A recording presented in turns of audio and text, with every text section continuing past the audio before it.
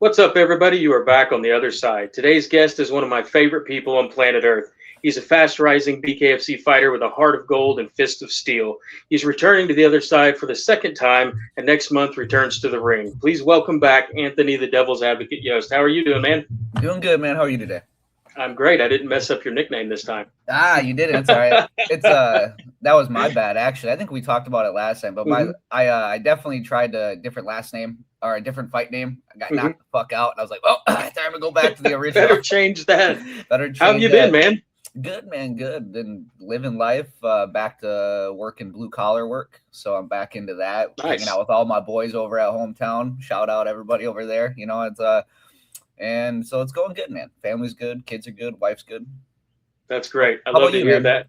I'm doing wonderful. Finally moved to Ohio, big move, which is wild. I love the people. Everybody talks about the Southern people being so polite and nice and welcoming.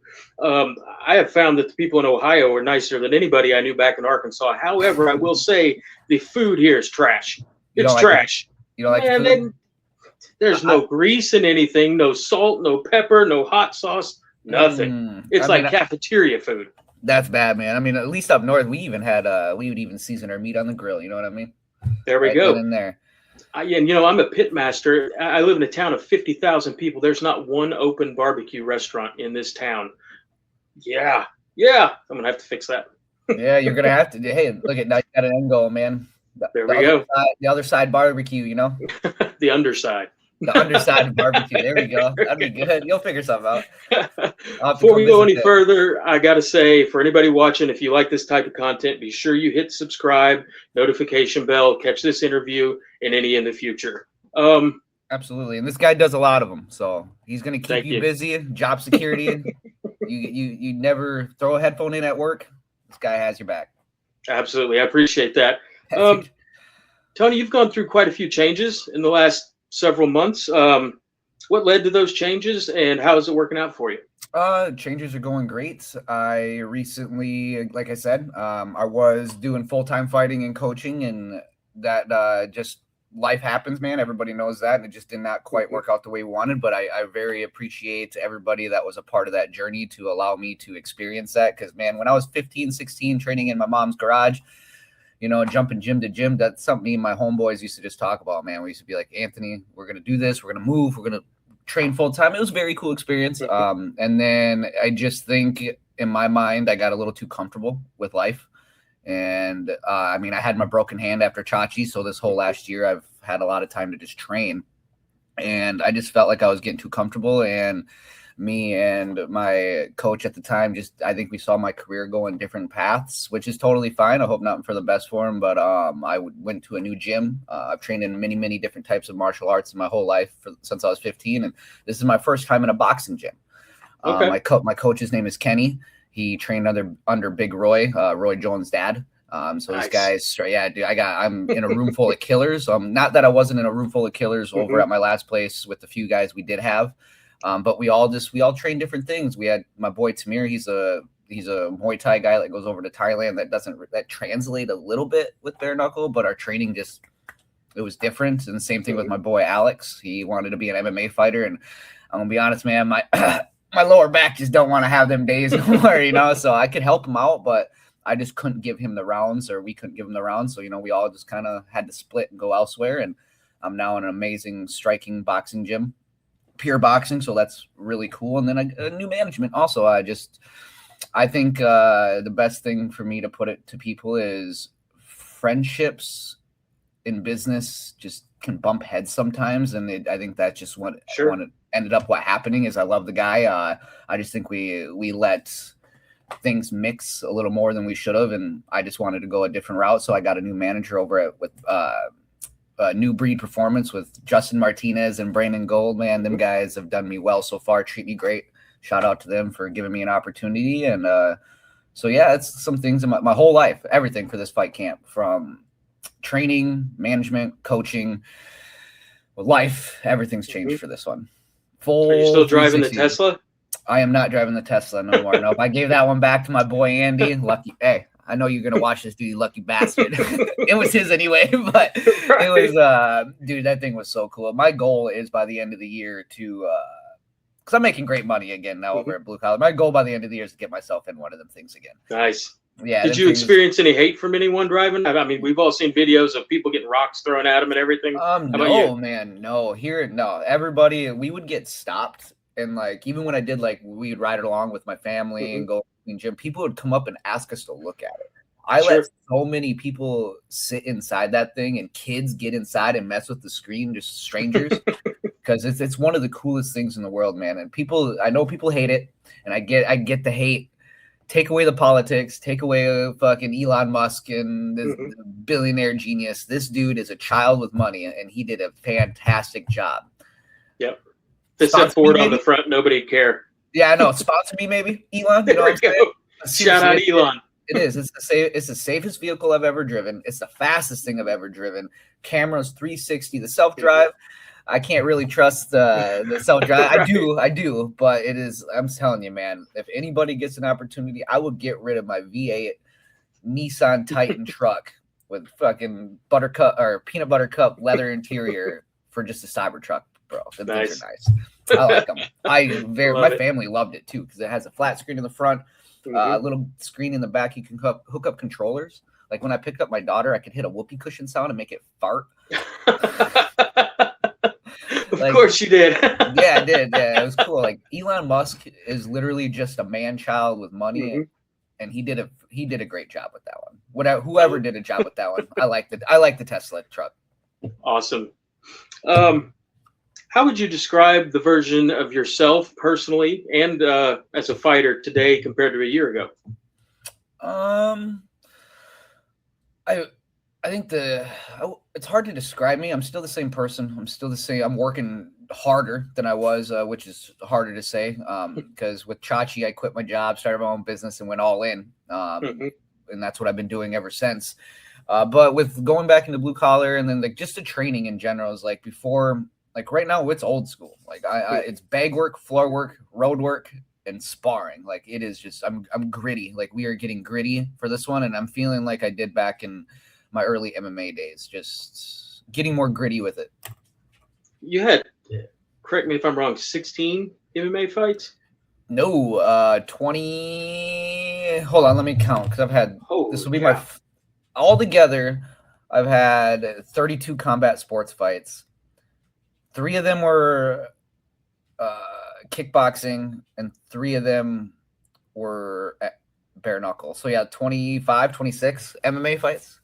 And you still got this intact. I did, man. My fight was like, Chachi did have a good point, man. A lot of my fights didn't go out of the first round, and it was because I was guns blazing, live or die on my shield, and the first time I got cut was actually against Mike Hansen. I was pissed. Okay. Yeah. What drives you more these days, proving other people wrong or proving yourself right? Neither. Inspiring others. There we go. I've been reached out by a lot of people from my hometown up north in Albert Lea, Minnesota. The support I get from these guys, you get a lot of people that are like, man, fuck my hometown. I don't do this for them. I need to get out of here.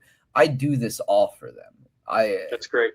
Every city, every town has a once in a lifetime, once in a generation talent that can put their city on the map. And I am grateful that I was chosen to be that person to change what's going on. I've been gone 8 years. There's been cops getting shot, kids getting hurt, school stuff, civilians getting shot, stabbed, more kids stuff, good and bad. You know what I'm saying? And I just do not like the route it's been, and I really want to give back. And that's what inspires me. Chasing my dream. It's kind of like people like Zoro on One Piece. He is willing to put his career on the back burner a little bit because he knows helping others will still allow him to achieve his goal. Absolutely. That's the way I look at it. So I'm still chasing my dream while being fueled by inspiring others. And the belt is going to come and the money will come and everything else will come. But right now I'm just trying to be the best version I can be while inspiring others. That's what drives me this time around. I love that. People see the badass fights, the big show, but they don't see the grind. What's the reality behind it? It sucks. I'm not one to say I do it every day. I sometimes I'm supposed to wake up at 4:30 every morning, run 3 miles, do some knuckle conditioning, come in, shower, eat. I don't do that every day, man. Sometimes my alarm goes off. I look at the ceiling for 30 minutes. Next thing I know, my 5:30 alarm's going off, and I've been laying in bed looking at the ceiling for an hour, and I didn't even work out. It's like the reality of it, dude. It is fucking hard. Mm-hmm.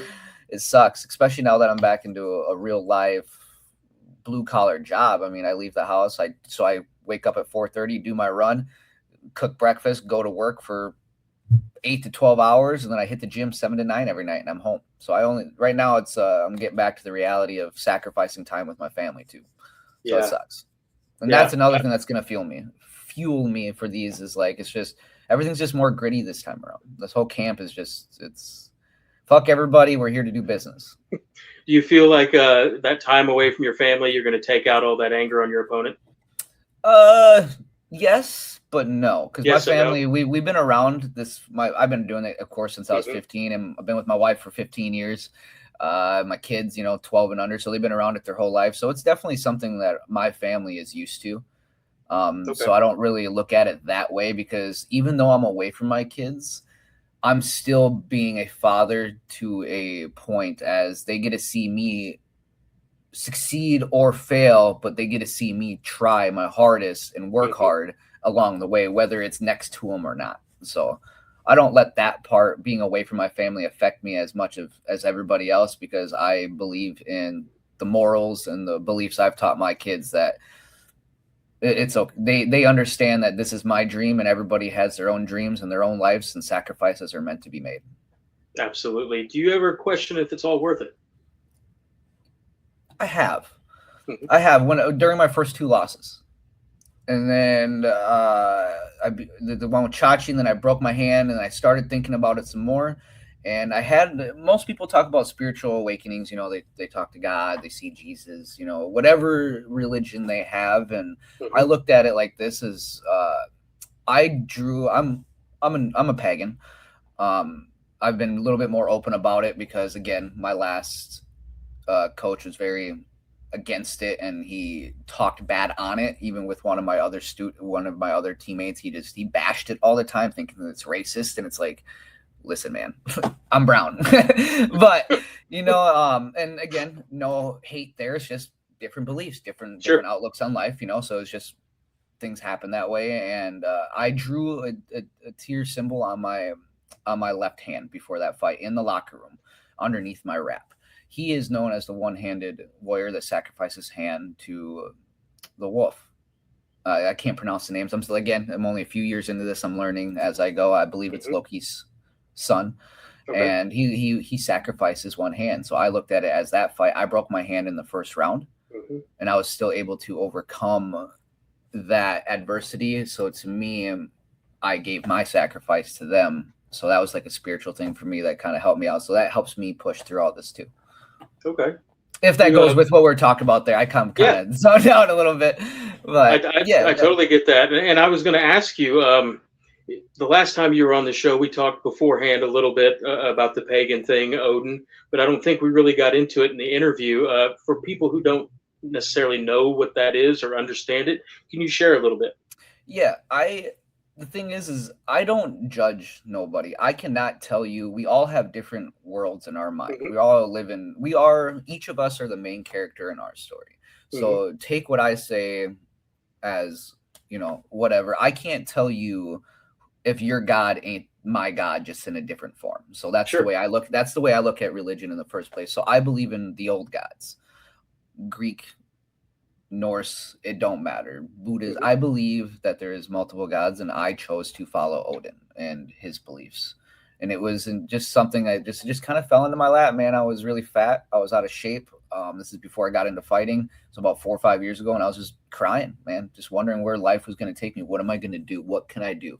And I heard a voice and a little vision of who I was supposed to be, and here we are now, a few years later, and I'm still learning as I go, because this is something that there's no Bible, there's no nothing. I'm just a very to Mother Earth, water, spiritual person now. And he's a very curious God is what I've noticed. And he asks us to question everything is how I feel, like, and everybody's vision of him and all that stuff is going to be different, but that's the way I look at it. But yeah, I believe in the old gods. whether that be, I believe in, I look at it as Christian God. I believe in their God too. I'm not going to say he doesn't exist, because who am I to tell you? You know what I'm saying? I'm not a judgmental person. Perception is reality. Exactly. And the world back then didn't have the connections we have now. So who are we to tell us that it wasn't your God, one and only God, going over to this part of the world and being these multiple gods? Or, so there's so many different things to it. But yeah, that's just a little bit about me. Is I just I'm a spiritual person. We are I'm pagan, but that doesn't mean I hate you and I don't believe what you believe, because I grew up in a very Mexican Catholic family. My grandma. That's why I have a rosary on my neck. I know fucking a lot of people are talking shit about me about it. It's like, I got it because where I'm going, that's a way for me to bring my grandma with me. That's a way for me to bring everybody because my family knows what I believe in, and they don't question it. From my mom reads the Bible, everybody, you know what I'm saying? And they just, it's a way for me to bring my family with me. I got it when I was 16, but stories change, tattoos change. And now I look at it as a way for me to bring everybody that ain't going to go where I'm going with me. So they're with me no matter what. I love that. You've mentioned doing the blue collar work. You're training all the time. You've got Odin. You do tons of shows. How do you balance the life of a fighter with the life of a family man? It's tough, but fun. I enjoy it because my kids keep me wild as it is. But they're getting to the age now where they just kind of do their own thing. I mean, my daughter's 12 and my son's 9, so they just kind of like do their own thing. And the only thing that makes it really hard, truly, is just the time away from them a little bit, like throughout the week. But we just started doing this. We didn't do it this week, but last week and the week before, we make it a point to go every week to the beach. Nice. Every week we go fishing. I do my beach sprints because I'm fighting in Colorado. The elevation. So we added that. We added the beach sprints every weekend, and we just take the family and we go. It's time for me to get my workout in, but then we sit down, we throw 3-4 poles in the water with my friend Aaron and his wife, and we hang out for 4 or 5 hours as a family. Just kind of cut the world off, look at the ocean to remind us how big the world is and how small we really are, and just that we got to live day by day. And that's what we do. That's the one thing we do as a family, is to connect. Is beach time. What's the last fish you caught? Pompano. I got him in the fridge. You want to see him? You want to see him? I got him in the fridge. Hold on. Go grab him. I got him in the freezer. I've never even heard of that.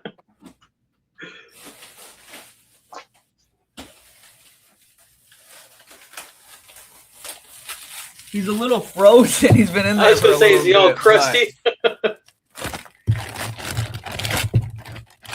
Oh, my wife's going to be pissed. It's going to smell like fish up in this bitch. This is a other side first. We've had a lot of things shown on the show. There we go. It looks like a piranha or something, man. Kinda. It's just a pompano. It was 12 inches to the fork. You just put that bitch in the oven, put some slits in it. Yeah. Put it on the pan, put some seasoning. Oh man, good as hell. Okay. Right out the ocean, my man. Nice. Right out the ocean. I love that. Sorry, Elsa. No, you're okay. That's awesome.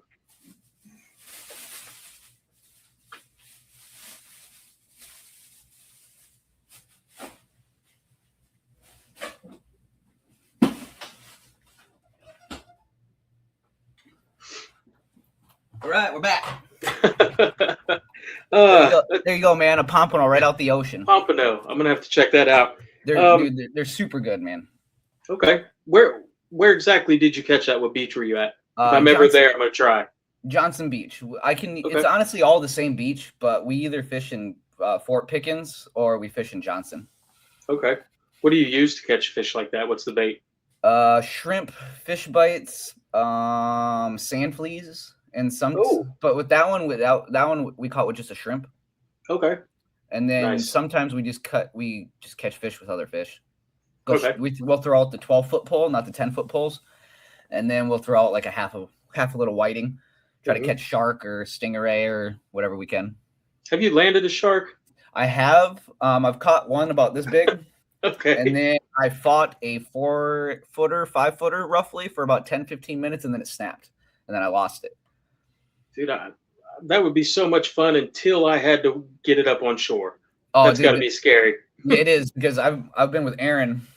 When I talk about fishing, Aaron's my guy, man. He's this 53-year-old man I worked with at construction. He was my boss, and we've just built a friendship that, I mean, it's endless, man. I love this guy to death. Him and his wife and his family. But yeah, man. What were we talking about? We were talking about the fish and the shark coming up on shore. He caught a shark, and he caught a 5-footer, and he made me take the hook out its mouth. That scared the shit out of me. I was like, but it was fun. It was cool. So I have seen sharks get caught. My wife Alyssa caught like I'd say a 30-40 pound cow nose stingray. Took her 10-15 minutes to get it on shore. Wow. That sounds like so much fun. I'm used to like 1 pound largemouth bass and some brim every now and then. Some catfish. I can't imagine. Yeah. Come down here, man, and we'll take you fishing for a weekend, man, for sure. There we go. I've got to learn how to fish again. Moving to Ohio, I have a feeling it's completely different than what I'm used to. Oh, they use leeches here. Leeches for bait.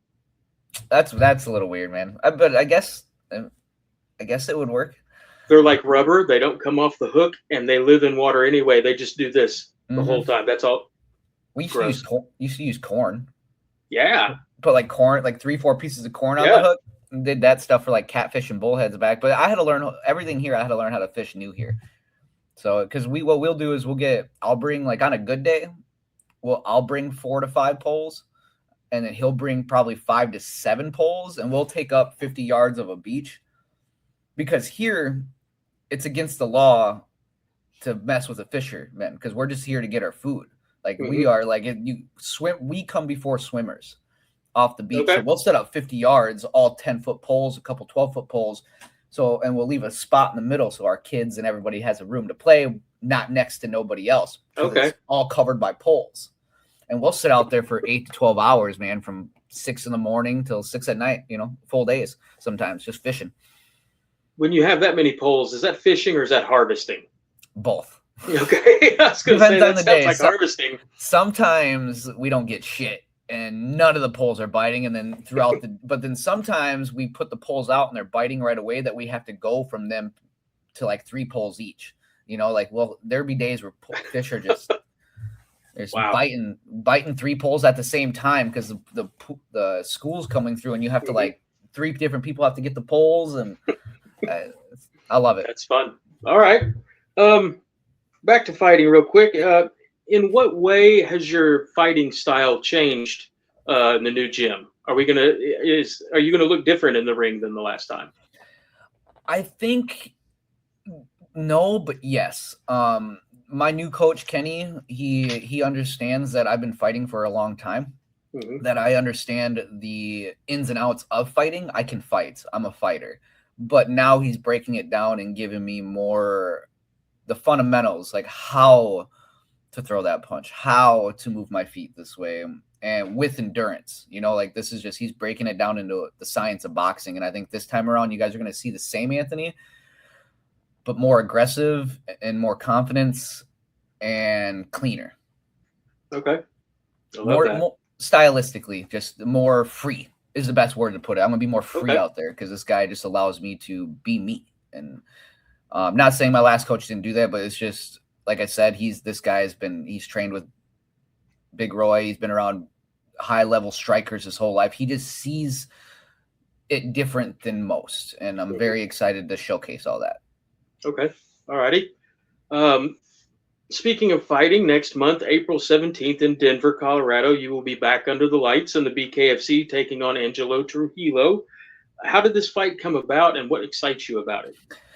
I was just hanging out at the house, and my boy Justin Martinez calls me. He's like, "Hey man, you want to fight?" I was like, "How soon?" He's like, "Could be a couple weeks." I was like, "All right, man, just hold on a second." And then I waited. And he's like, "Actually, it's not till April." I was like, "All right." He's like, "You want to fight this guy?" I was like, "Sounds good to me." And that was the end of the conversation, and I had the contract within a day or two. That's how that fight went about. Okay. I'm sure you don't want to talk too much about game plan or give anything away, but what are some areas that you feel like you can exploit in this fight? I don't think I believe I look at every fight a little bit different now.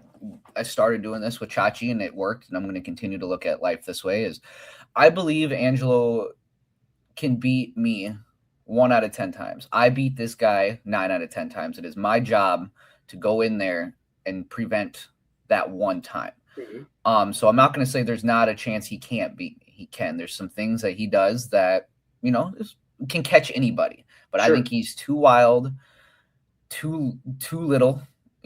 I've never fought anybody his height before. So I've never had height or reach on somebody, and I believe I do have both. So that's going to be a little bit different to me. I'm going to be faster. I just think he puts his head down too much and he's afraid to get hit. And I'm not. I'm going to walk forward and I'm going to push him up against the ropes. And whether he does one thing, we have a game plan for that. And if he does another, we have a game plan for that. That's just one great thing about being in such a great striking gym is whatever he throws at us, my teammates and my coach, they're going to be able to capitalize on it and help me through it. You have plan A, B, and C. We do. That's awesome. We do. If he wants to push the pace, I'm going to finish him in 1. And if he wants to be a little bit more cautious, I'll finish him in 2. Hell yeah. Is this your first time fighting at altitude? It is, yes. Okay. I guess I don't know what the altitude is in Honolulu. I know that's pretty much sea level, I think. Mm-hmm. And then I fought in California. That's not very high. Minnesota, South Dakota, Wisconsin, Florida. Yeah. So I think this is this is my 8th state too. So out of the 7 states I fought in, this is going to be my first time in elevation. Okay. I have been there though. Are you planning on showing up early or anything like that? Yes, I have a old buddy of mine, Dustin Samudio. Shout out him. He's actually in one of the posts I made a while back about me being my very, very first team when I was little. This guy was part of that team. Okay. And he has been living in Colorado for about 8 years in Denver, and he trains and does all that stuff. So I am going out a week early to stay with an old training buddy, and I'm going to be out there. They're going to help me cut my last handful of pounds. They're going to I got 2 facilities I can train in, and I'm very excited. That's awesome. How happy are you going to be when they say knuckle up and the bell rings? In that moment, I lose myself, man. I ain't even gonna lie. I really enjoy the battle part of it. So I'm excited.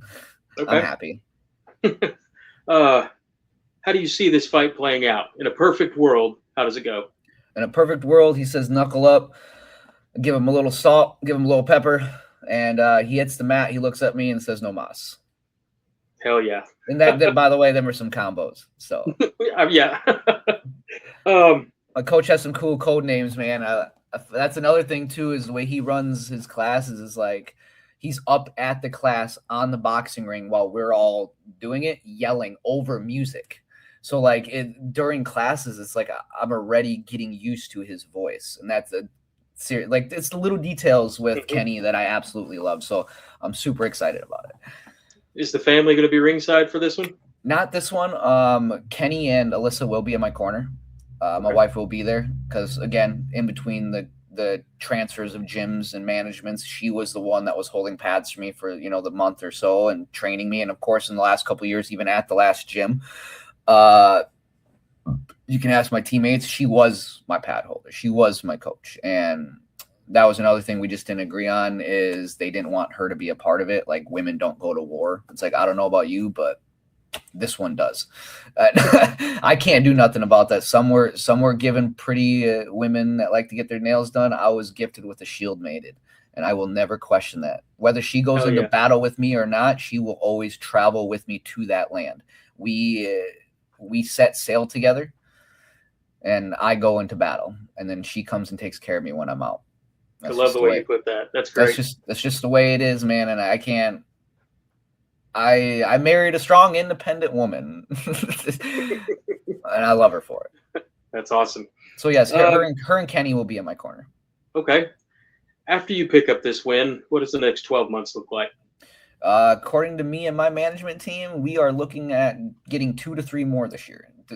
Hell yeah. All health. We want to stay super active. My game plan with my last manager was to stay super active and it just did not work out that way. Hand broke, just managed, just not management, but like fighting fighters and to fight me. And the fight game's a weird one, you know what I mean? But this year we got a good strategy. Justin Martinez and Brandon really they're really good with me, man. They keep in touch with me on a weekly basis, and I'm really excited for the future to see how this unfolds. I am too, man. I'm ready to see you fight John Dotson. Yeah. Honestly, the one that Dotson doesn't even excite me. And we have a lot of people are talking about shutting down the 25 division. I've been hearing it a lot lately, and I've heard that a little. I hate that shit. When we got people like we got people like Chris Garcia that just dropped down. We got people like Baby Hawk. Whether me and him have problems or not, Baby Hawk, I look at the fight game different than you do, big dog, and what you're doing is fantastic. I'm proud of you, dude. You're a 27-year-old dude that went through some shit, seen some shit, and you're doing some shit, dude. That's cool. This is the fight game, bro. I'm just not scared of you. You know what I'm saying? That's just the way it is. So you got Baby Hawk that just fucking went up and knocked Ace out. You know what I'm saying? After getting dropped in the first 5 seconds. So that's good for him. Proud of him. That's dope. You got, I'm going to be on the rise. You got, Mike Hansen, I don't know what's going on with him. I have no fucking idea. But Rambo goes up and down. He's another one that, like, if I really sit and think about it, gives me that tingly fucking feeling in my gut. Like, oh, that guy's dangerous. You know what I mean? And I love that shit. Love that shit about our division. And same thing with Chris. Chris is another tough son of a bitch. Caprio, I think his name is. He's another one that's kind of hit or miss. He's not in a lot. But then there's that flyweight that's on the same night I am that trains over with Rothwell. That guy. He is also another one that's 1-0 that's disgusting. And he also gives me a little bit of tingly feeling like, fuck yeah, look at these guys. I think the 25 division is heating up, and I'm very grateful to be a part of it. Yeah, I love the 25ers. I do too. Powerful. Some of them have power, some of them have speed, and it's just some have both. And I really think 2026 is going to be the year of the flyweights. Hell yeah, I hope so. Me too.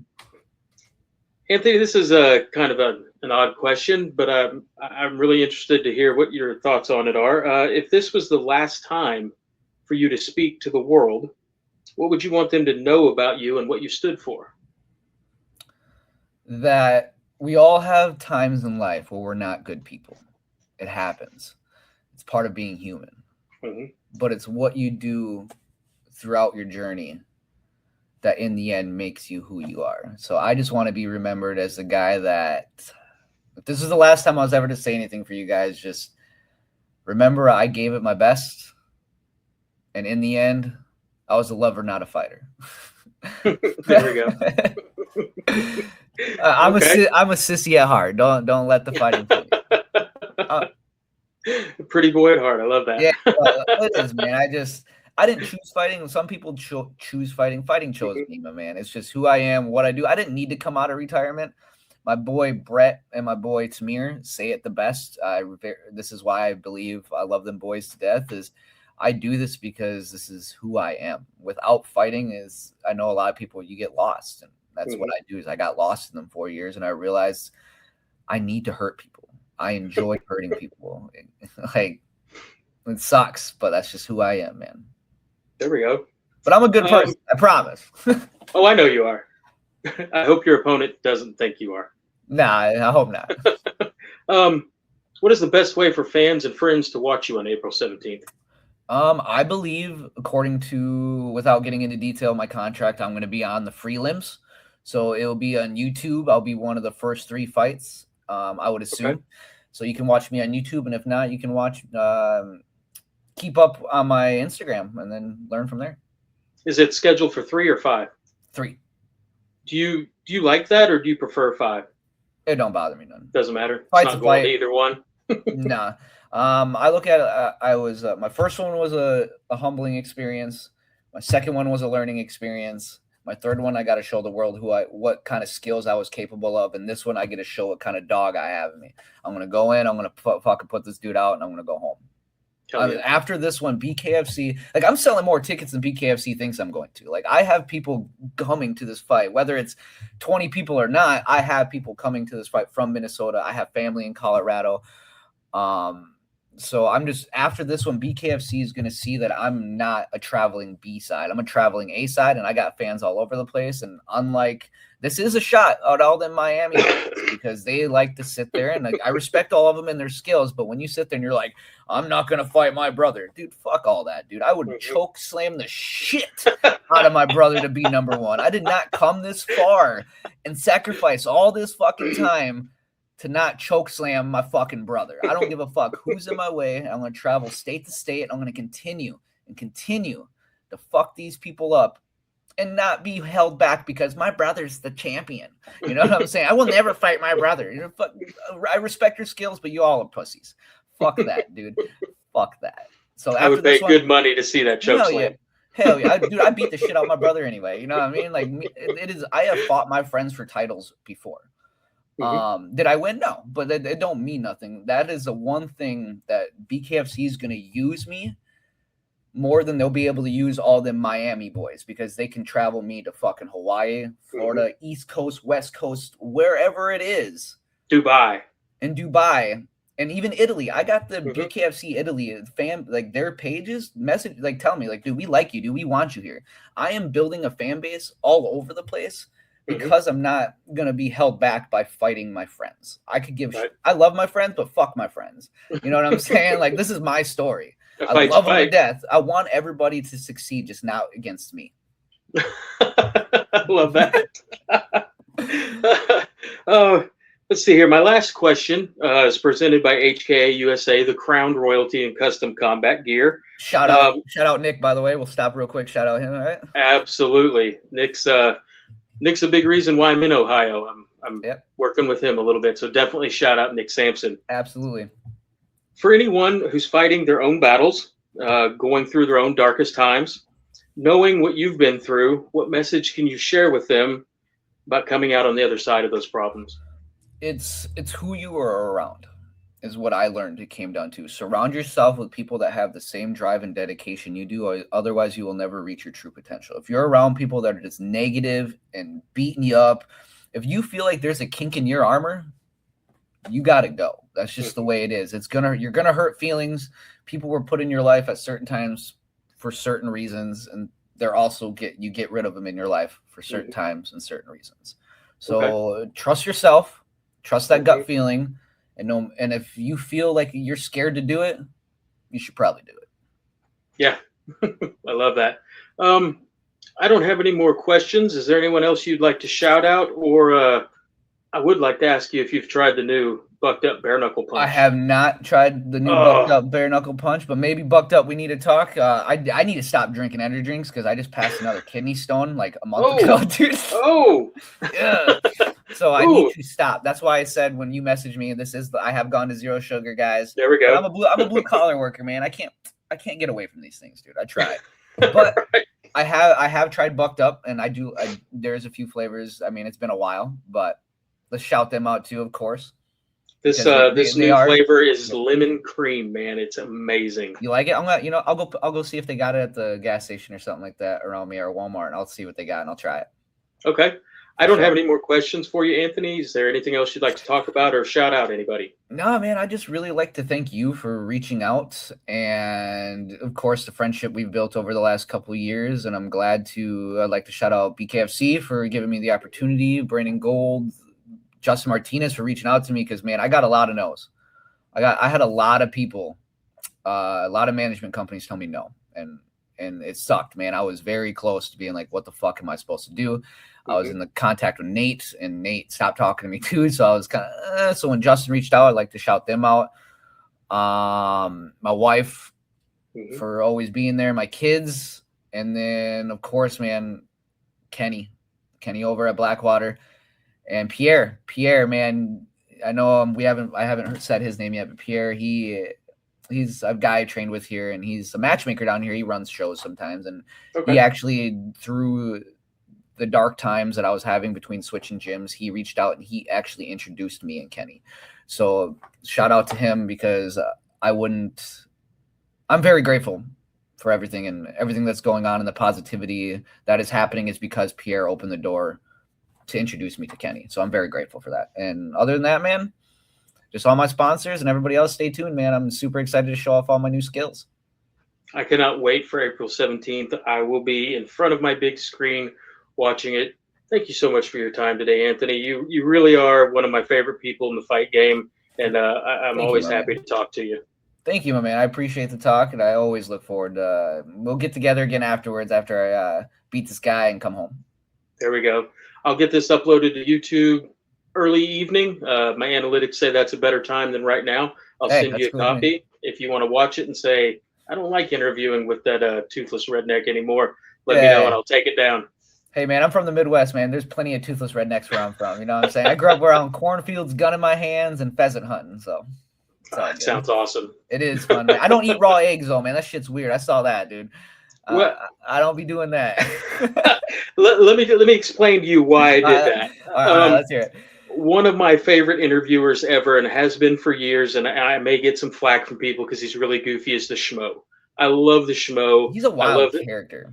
Yeah, I love the way he brings that character and how that goofiness kind of helps people to open up in maybe a way that a guy in a suit and tie wouldn't get. And he went to Bryce's farm in Cabot, Arkansas, or excuse me, Searcy, Arkansas, and Bryce has an old octagon that he has converted into a chicken coop, an actual octagon that he trained in at a gym for 8 years. They got a new one. He turned it into a chicken coop. It's mounted on an old giant trampoline frame. He's got 40-something chickens in it.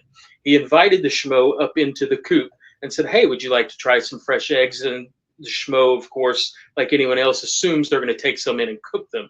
Well, Bryce just picks up a couple eggs and hands him one and pops one in his mouth and starts chewing. And the Schmo said, you can save that for later. So I had to top the Schmo.